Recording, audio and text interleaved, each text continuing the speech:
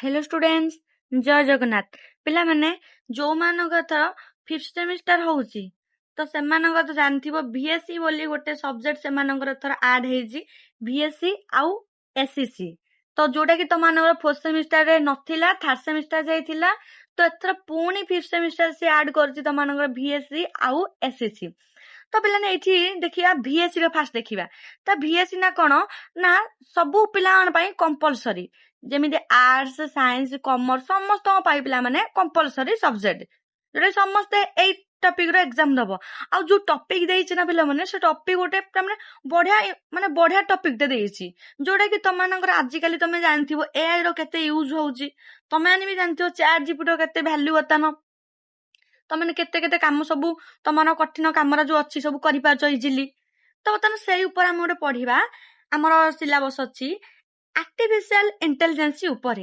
तो कौन सिलेबस रही सिलेबस डिटेल्स रे कहबी तो एबेठु ही तमानकर एई टॉपिक ऊपर क्लास स्टार्ट हे जिवो VAC रो जो अछि सबु यूनिवर्सिटी पिला माने सबु यूनिवर्सिटी ऑटोनोमस कॉलेज रे जे भी जोटू वीडियो देखुसंती चैनल को सब्सक्राइब करनियंतु कारण क्लास पूरा कंटिन्यू चलिबो एई टॉपिक सइला जे आउ selection question with answers unit wise सइला परे हमें प्रोवाइड कर दबु तो चलो बतन आमे देखिबा VAC रो कौन सिलेबस हमर अछि तो एटी देखिबा तो तमानकर VAC रो तमानकर आर्टिफिशियल इंटेलिजेंस अछि तो फास्ट यूनिट 1 देइछि इंट्रोडक्शन टू आर्टिफिशियल इंटेलिजेंस तो एटी देइछि तमानकर हमें यूनिट 1 रे कौन पढिबा ना इंटेलिजेंस एंड आर्टिफिशियल इंटेलिजेंस पढिबा ताबले intelligent machines and smart systems पढिबा नेक्स्ट पढिबा definition and scope of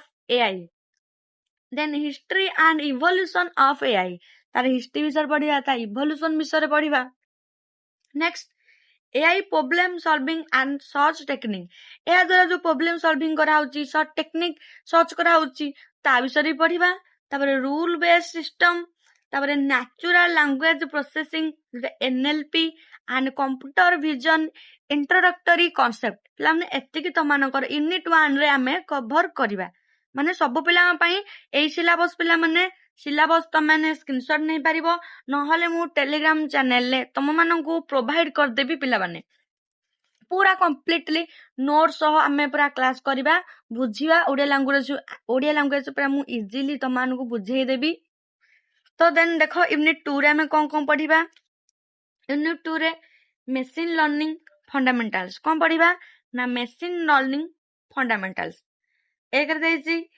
introduction to machine learning and data driven intelligence next types of machine learning in हमर supervised unsupervised and reinforcement learning ए सब कोन बिला नुआ नुआ टर्म तमर अछि एरा कोन ता विषय डिटेल्स रे मु पढेबी किछि व्यस्त हवा दरकार नाही थर्ड रे concept of training data and label data regression and classification ताबरे जी clustering and dimensionality reduction next मानकर neural network basic idea decision trees तारे KNN and deep learning model training and evaluation real life examples of machine learning application plan syllabus त माने देखि पारतो एतिक syllabus तुमको cover करार अछि तापर यूनिट 3 देखिया पिला माने यूनिट 3 हमरो AI एप्लीकेशन एंड टूल्स देछि तमन जानथिबो AI application tool AI tool गोटे कोन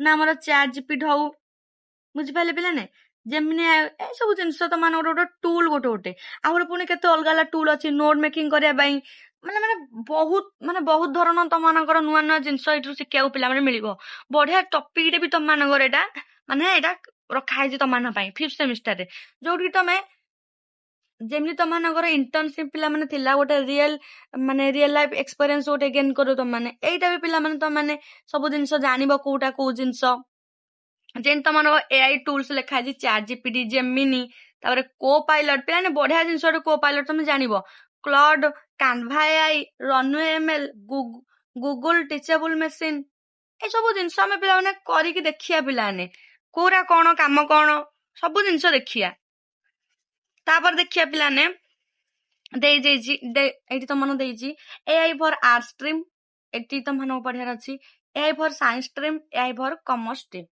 ଏତିକି ଆମେ ଡିଟେଲ୍ସ ରେ ପଢିବା। ୟୁନିଟ୍ 4 କୁ ଯିବା ବର୍ତ୍ତମାନ। ୟୁନିଟ୍ 4 ଆମର କଣ ଅଛି ନା ୟୁନିଟ୍ 4 ରେ ethical, social, economic and legal implication of AI ଦେଇଛି। ଯୋଉଠି ତମମାନଙ୍କୁ ଏତିକି ତମମାନଙ୍କୁ ଦେଇଛି, ଏତିକି ଆମକୁ ପଢିବାର ଅଛି। ଟୋଟାଲ ପିଲାମାନେ ତମମାନଙ୍କର 5ଟା ଚାପ୍ଟର, ଏଇ 5ଟା ଚାପ୍ଟର କୁ ଆମମାନଙ୍କୁ କଭର କରିବାର ଅଛି। ଆଉ କ୍ୱେଶ୍ଚିନ୍ ପାଟର୍ନ କଥା ଯଦି କହିବି, ଯେମିତି ଆଗରୁ ତମର VAC ରେ ଯେମିତି କ୍ୱେଶ୍ଚିନ୍ ପାଟର୍ନ ରହୁଥିଲା, ଏଇଟା ବି ସେଇ ପାଟର୍ନ ରହିବ। ବୁଝିପାରିଲେ ପିଲାମାନେ? ତ ଆମେ ତ English note with Odia language ଆମେ ବୁଝିବା, ଯୋଉଟା କି ତମମାନଙ୍କୁ କିଛି ବି ପ୍ରୋବ୍ଲେମ ତମମାନଙ୍କୁ ହବନି। ଦେଖିପାରିଲେ ଏଇଠି ୟୁନିଟ୍ 4 ର ସିଲାବସ ଏଇଟା ତମମାନଙ୍କର ଏତିକି ରହିଲା। ୟୁନିଟ୍ 5 ଦେଇଛି ତମମାନଙ୍କର group mini project and presentation. Students shall identify a real life case study from the stream, AI based solution, ମାନେ AI ଦ୍ୱାରା କେମିତି ସଲ୍ୟୁସନ ପାଇପାରିବ। ତାପରେ ଦେଇଛି କ୍ରିଟିକାଲି ଇଭାଲୁଏଟ୍ ଆନ୍ ଏକ୍ଜିଷ୍ଟିଂ AI ସିଷ୍ଟମ ଟୁଲ। ତମାନେ ଏଇଟା ଗୋଟେ ଦେଇଛି ଏଇଟା AI application analysis, ethical considerant, preparation and seminar presentation। ये seminar presentation ତମାନଙ୍କୁ ଦିଆଯାଇଛି କରିବା ପାଇଁ। ତ ଡିଟେଲ୍ସ ପିଲାମାନେ ଆମେ ଭଲ ଭାବରେ ବୁଝିବା କଣ ରହିଛି AI।